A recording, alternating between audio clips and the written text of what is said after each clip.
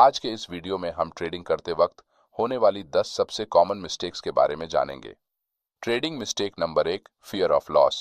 इस चार्ट में आपने इस लेवल पर प्राइस एक्शन को देखते हुए एनालिसिस करके एक लॉन्ग ट्रेड में एंट्री करने का मन बना लिया है। कुछ देर बाद आपके एनालिसिस के हिसाब से प्राइस आपके एंट्री लेवल तक आती है, लेकिन आप लॉस हो जाएगा ये सोचकर एंट्री नहीं करते। बाद में प्राइस आपके डायरेक्शन में मूव करते हुए ऊपर बढ़ती है और आप देखते रह जाते हैं, लेकिन एक पॉइंट के बाद आपके डायरेक्शन में बढ़ती प्राइस को देखकर आप बिना कुछ सोचे समझे आपके एंट्री लेवल से हायर लेवल पर ट्रेड में एंट्री कर लेते हैं, लेकिन प्राइस थोड़ा और ऊपर जाकर रिवर्स करने लगती है। यहाँ आपकी एंट्री हायर लेवल पर होने से आपका स्टॉप लॉस बहुत बड़ा हो जाता है, जिससे एक छोटे से करेक्शन के बाद आप पैनिक में आकर ट्रेड को एग्जिट कर लेते हैं। जैसे ही आप एग्जिट करते हैं, प्राइस आपके डायरेक्शन में चलकर प्रॉफिट टारगेट हिट करती है। बहुत से ट्रेडर के साथ ऐसा होता है। अगर प्रॉपर एनालिसिस करने के बाद प्राइस आपके एंट्री लेवल तक आती है तो बिना डरे ट्रेड एंट्री करनी चाहिए, क्योंकि स्टॉप लॉस लगाने से आपका लॉस एक लिमिट में रहता है। Trading mistake number 2, exiting winning trades early. जब कभी भी एक प्रॉपर प्राइस एक्शन एनालिसिस के बाद आप किसी ट्रेड में एंट्री करते हैं तो आपका स्टॉप लॉस और प्रॉफिट टारगेट पहले से डिफाइन होना चाहिए। जब तक दोनों में से कोई एक हिट नहीं होता, आपको ट्रेड से एग्जिट नहीं करना है। कुछ नए ट्रेडर लॉस में चल रहे ट्रेड को बिना स्टॉप लॉस लगाते हुए बहुत देर तक होल्ड करते हैं, लेकिन जैसे ही उनका कोई ट्रेड थोड़े से प्रॉफिट में आता है, वैसे ही बिना किसी रिस्क टू रिवॉर्ड रेशियो का पालन किए उस छोटे से प्रॉफिट को बुक कर लेते हैं, जिससे उनका रिस्क मैनेजमेंट पूरी तरह फेल हो जाता है। जब तक किसी ट्रेड में एंट्री करने के बाद 1:2 का रिस्क टू रिवॉर्ड नहीं मिलता, तब तक आपको पूरी क्वांटिटी से एग्जिट नहीं करना चाहिए। ऐसा करने के बजाय आप ट्रेलिंग स्टॉप लॉस का इस्तेमाल करके पार्शियल प्रॉफिट बुकिंग कर सकते हैं। Trading mistake number 3, trade in OTM options. ये बैंक निफ्टी की वीकली ऑप्शन चेन है। अभी बैंक निफ्टी 45,200 पर ट्रेड कर रहा है। यहाँ कॉल ऑप्शन के एटीएम स्ट्राइक का प्रीमियम 383 है, जिससे बैंक निफ्टी के एक लॉट को बाय करने के लिए आपको 5,745 रुपीज देने पड़ेंगे। वही इस ऑप्शन का डेल्टा अभी 0.50 है।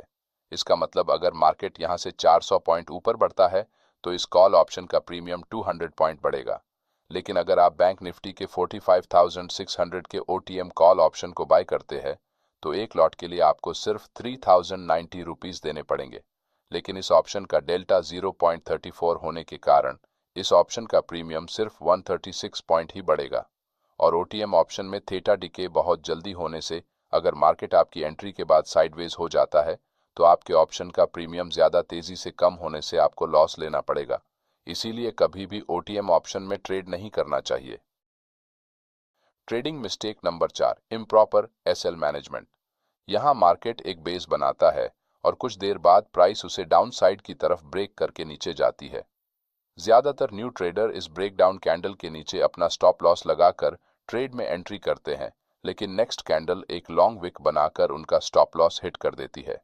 प्राइस नीचे से सपोर्ट लेकर फिर से ऊपर आती है, जिससे यहाँ एक लॉन्ग ट्रेड एंट्री सेटअप बनता है और आप इस ब्रेकआउट कैंडल के नीचे अपना स्टॉप लॉस लगाकर जैसे ही लॉन्ग ट्रेड में एंट्री करते हैं, वैसे ही नेक्स्ट कैंडल एक लॉन्ग विक बनाते हुए नीचे जाती है और आपका स्टॉप लॉस हिट करते हुए आपको ट्रेड से बाहर करती है और फिर से आपके ट्रेड के डायरेक्शन में ऊपर बढ़ जाती है।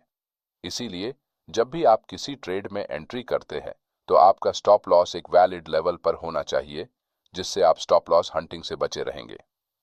Trading mistake number 5, over position size. एक इंट्राडे ट्रेडर है जिसके पास 1 लाख का कैपिटल है। अब मार्केट में प्राइस एक्शन को देखकर वो एक लेवल पर एंट्री करने का मन बनाकर बैंक निफ्टी ऑप्शंस में ट्रेड करने के लिए पूरे कैपिटल को लगा के उतने ही कीमत के ऑप्शंस के लॉट खरीद लेता है। ट्रेड एंट्री करते ही मार्केट उसके ट्रेड की दिशा में बढ़ने से उसे कुछ प्रॉफिट दिखने लगता है, लेकिन बहुत बड़ी क्वांटिटी से ट्रेड लेने की वजह से कहीं लॉस ना हो जाए, इस डर से वो छोटे से प्रॉफिट में ट्रेड से एग्जिट हो जाता है। मगर जैसे ही वो ट्रेड से एग्जिट करता है, प्राइस उसके डायरेक्शन में और ऊपर बढ़ जाती है। इसे देखकर अफसोस करने के बजाय उसके पास दूसरा रास्ता नहीं होता, क्योंकि अब प्राइस इतनी बढ़ चुकी है कि वो दोबारा से एंट्री भी नहीं कर सकता। इसीलिए जितनी क्वांटिटी को आप बिना डरे प्रॉफिट टारगेट तक होल्ड कर सकते हैं, उतनी ही क्वांटिटी से ट्रेड करना चाहिए। Trading mistake number 6, trend biased entry. कुछ ट्रेडर मार्केट ओपन होने से पहले ही मैं आज सिर्फ बुलिश साइड ट्रेड में ही एंट्री करूंगा ऐसा मन बना लेते हैं, लेकिन जब मार्केट ओपन होता है और चार्ट पर बेरिश प्राइस एक्शन बनाता है तो ये नए ट्रेडर बिना चार्ट पैटर्न को सोचे समझे कॉल साइड एंट्री करते हैं, जिससे बार बार स्टॉप लॉस हिट होता है और बाद में मार्केट को दोष देकर फ्रस्ट्रेट हो जाते हैं। इसीलिए अगर आप इंट्राडे में ऑप्शंस ट्रेडिंग करते हैं तो कुछ हद तक आप मार्केट डायरेक्शन के बारे में अंदाजा लगा कर रख सकते हैं, लेकिन ज्यादातर समय आपको न्यूट्रल रहकर ही ट्रेडिंग करनी होगी। चार्ट पर जिस तरह से प्राइस एक्शन बनता है उसी तरह के ट्रेड सेटअप को फॉलो करते हुए ट्रेड एंट्री करने से आपका स्टॉप लॉस कम से कम हिट होगा। Trading mistake number 7, random trade entries. किसी भी प्रकार के ट्रेडिंग में अगर आपको प्रॉफिटेबल बनना है तो आपको एक प्लान बनाकर ट्रेडिंग करनी होगी।